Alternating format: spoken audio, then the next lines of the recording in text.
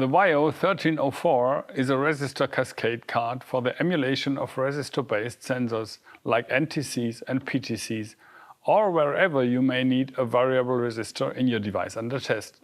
The VIO1304 comes with a tool-free 32-pin connector that plugs into the front socket. A green LED indicates that the card is ready to go. The VIO1304 offers 4 resistor cascades ranging from 10 ohms to 10 megohms.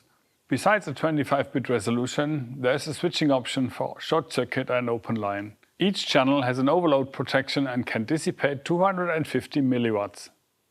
To run a measurement, we connect our device under test to the VIO1304. A host PC running CANoe, CANape or vMeasure controls the measurement.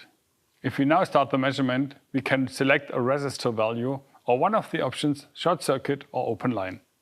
These settings will be sent to the VIO1304 immediately, and your device under test can react accordingly. If there's a current overload, the channel is switched off and a warning is sent to the host PC. So, pretty straightforward. And if you're interested in how to add the VIO1304 to your VIO system using CANoe, CANape or vMeasure, please check out the corresponding videos in our playlist. Thank you for watching.